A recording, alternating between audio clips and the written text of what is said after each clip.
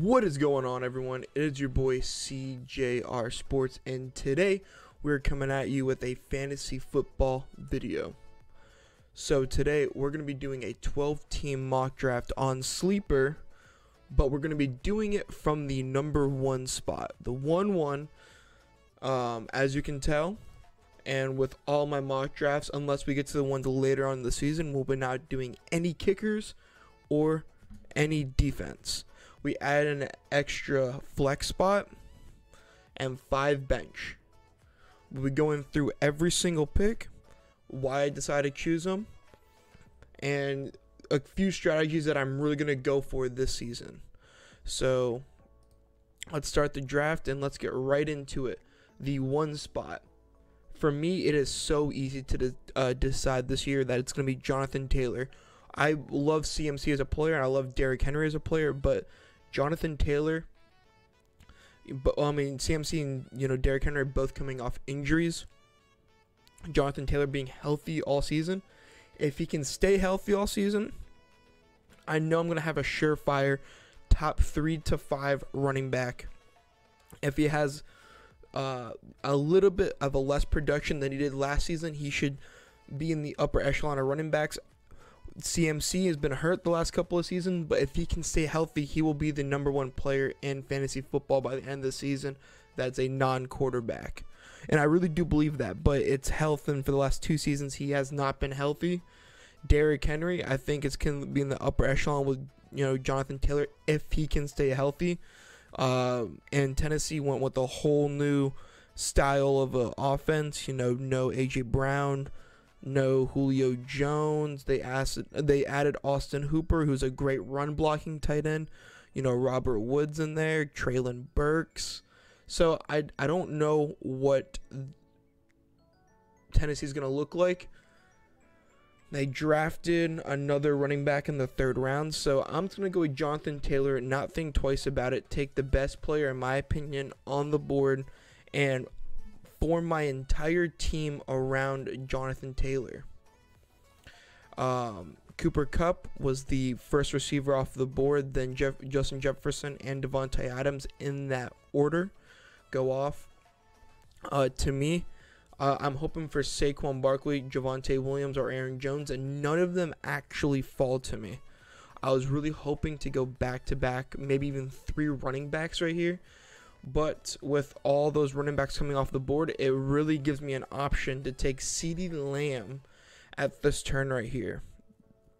And I think that is a no-brainer for me, is to be able to have a number 1 running back and a number 1 receiver. So, without hesitation, I'm going to take CeeDee Lamb. He should not be here. I think in a regular redraft with 12 legit people, he should not be here in this spot. I'm not going to think twice. I'm going to run to the stage, hand in my card to Roger Goodell, take CeeDee Lamb as my wide receiver 1, and not think twice. Here I have options. What I tell everyone is, I don't like taking a tight end in the early of the 3rd round, but I do like trying to grab one of those top 5 tight ends. If I don't, I'll waste one of my last picks on a tight end. I think after the first 5 or 6, there's a massive drop off. I don't want one of those middle round tight ends. What I'm talking about is I don't really care for the Zach Ertz or the Dawson Knox or the Mike Gesicki. To me, they're as valuable as Evan Ingram, Tyler Higbee, David Njoku. They're all equally as valuable to me. But with someone who's still on the board, Mike Evans, who I think should be taken earlier. Chris Godwin could see some time out from his ACL surgery. No Gronk. We don't know how Russell Gage is going to do on the offense, so I'm going to take the surefire number 1, favorite receiver, Tom Brady's, and Mike Evans, and really stack on my wide receiver room. And we're going to go probably with a quarterback and a wide receiver in this pick. And then there's a few late round running backs that I love grabbing. If J.K. Dobbins could fall to me, someone I'm looking at, he doesn't. Josh Jacobs, he doesn't. Travis Etienne, I wouldn't be mad grabbing at the turn. And that's exactly what we're going to take right here, is Travis Etienne at the turn. I am very high on Travis Etienne. I don't, James Robinson coming off this Achilles, he's going to see timeout. I'm going to take Trevor Lawrence's best friend, arguably the best playmaker on that roster on the offense outside the ball is going to be Travis Etienne. We saw the way that Trevor Lawrence was able to incorporate him in Clemson, and I think I want a piece of that on my team. I think the Jaguars are going to be significantly better, including Doug Peterson in the picture calling plays for them. So I'm going to be taking Travis Etienne off this turn right here. Running back, receiver, and I'm really starting to like my team. And I told you I think I'm starting to, draft a quarterback. With them getting rid of Hollywood Brown, I don't know how Lamar is going to be. I still have I believe personally they're probably going to trade for a running back this offseason. I mean, a wide receiver this offseason. But I'm going to take the surefire, a player that's been to the Super Bowl at this point and has one of the best receiving cores in the NFL. I'm going to take Joe Burrow to lead the charge of my team. Joe Burrow, Jonathan Taylor, Travis Etienne, CeeDee Lamb, and Mike Evans, and I'm feeling really confident at this point. Hoping maybe Mike Williams will fall to me. Miles Sanders is someone that I love. If he can fall to me, and both of the players I was hoping, Brandon Cooks or Adam Thielen will be someone I'm looking at. AJ Dillon is here.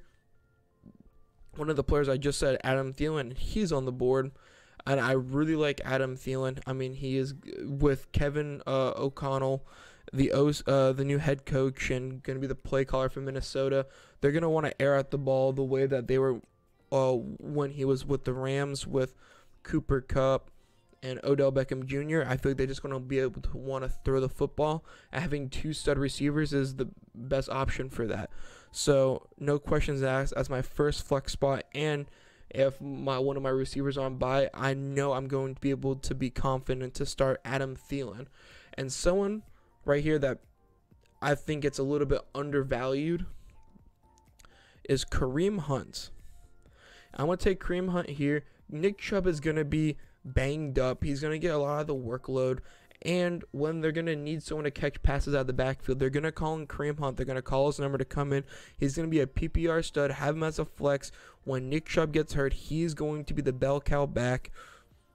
Just like when Kareem Hunt and Nick Chubb were out, Deontay Johnson was that bell cow back and was very fantasy relevant for the week that he was available.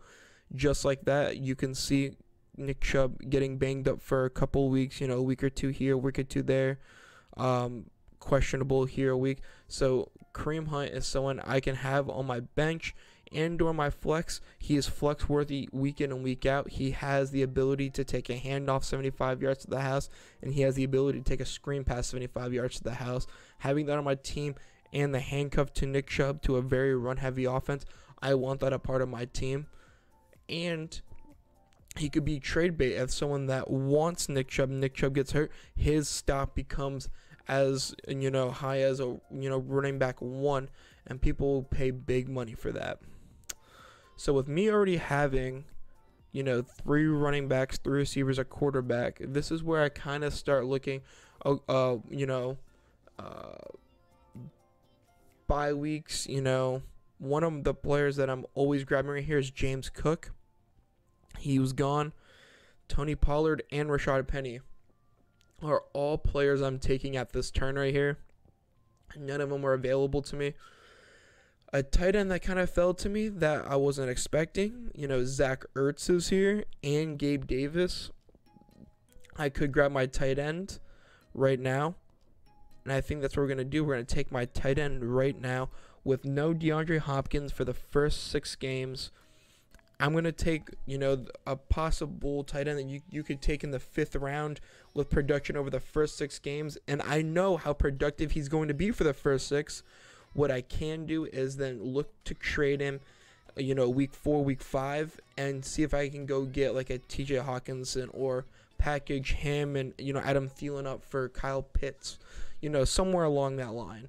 And then due to bye weeks, So what I'm looking at, and I want a piece of their offense. Anytime I can get a piece of their offense, I will. Gabe Davis, who's going to be the wide receiver 2 on the really high-powered throwing first type attack. And, in Josh Allen we trust. If I can get anything from Buffalo, I will. Gabe Davis was on a tear in the back half of last season, especially the playoffs. If I can get a piece of that offense in the 9th round and have the upside, now I'm looking for upside players. They're all going to have relatively the same floor. Now I'm looking for ceiling players. Jamison Williams falls to me. I'm going to take him. No questions asked. Or, give my card to Roger Goodell and not think twice. Jamison Williams is going to be the wide receiver 1 in Detroit whenever he comes back from his ACL. And I have wide receiver depth where I don't have to start him week 1. He can sit on my bench. He can sit on my IR spot if, in a real league when we're going to have one. And I can just put him in there and not think twice. And when he's healthy, he comes and plays. He's going to be the wide receiver 1 on that team, and I can get him in the 10th round, back half of the 10th round, the turn at the 11th. And he could be a flex or even a starter on my team going forward. And that's all I'm looking for, these later round picks. And some depth at running back. I want to take Alexander Madison. I think he has standalone value himself. And he's a very good running back, and he's the handcuff to Dalvin Cook. People will pay big money for a handcuff of Dalvin Cook, and Dalvin Cook is, known to getting injured, a couple games out of the year. Then I have a running back 1, running back 2 on my roster. But not only is he just a running back 1 or 2, he's a very talented running back himself, able to have that on my squad, and he has a standalone value. Here, Trevor Lawrence is on the board. It's intriguing to me. We maybe have a backup quarterback, someone with a little bit of upside, who I think Trevor Lawrence could be good. And depending upon what happens, I could have the stack with him and ETN. A definitely interesting upside play. But no one really down the board intrigues me really. But Alec Pierce is interesting. I could take a backup tight end. And Tyler Higbee I really like. But I'm going to just go with my first plan, have the stack with Trevor Lawrence and ETN. And week 1, week 2, things are not going. Noah Fant's playing good in Seattle. DJ Chark is the wide receiver 1 in Detroit. Drop him and then pick someone up. Trevor Lawrence is just kind of someone that's on standby. And someone just like Jamison Williams, as you kind of saw on my watch list, he was starting. I'm going to be taking Odell Beckham Jr. Whenever he signs to a team, he could possibly be, ready week 4, week 5 to get him on your team. Stash him. We have tons of good receivers. We went, after Jonathan Taylor, we went back-to-back receivers with CeeDee Lamb and Mike Evans. We got Adam Thielen. We got Gabe Davis. Players that can play week to week if we have to. Whenever Odell comes out and signs, it looks like it's either going to be the Rams or the Packers. The Packers would be awesome with being a legit receiver 1 there. Aaron Rodgers is going to feed him the ball, and you're going to look like an absolute stud having Odell on your roster. Same thing with Jamison Williams. If you're able to pick those guys up in your league, as late as they are, whenever Jamison Williams comes back from injury, same thing with Odell, they're going to be monsters, and you're able to get them in the 10th, 11th, 12th, 13th round in your drafts. But I hope you guys enjoyed the team. If there's anything that you would have chosen differently, let me know down in the comments. If you've enjoyed this video, leave a like and give the channel a subscribe for more fantasy football content. We're going to be coming out with podcasts and all sorts of the big stuff moving forward, all NFL content. But I hope you guys enjoyed, and I'm out. Peace.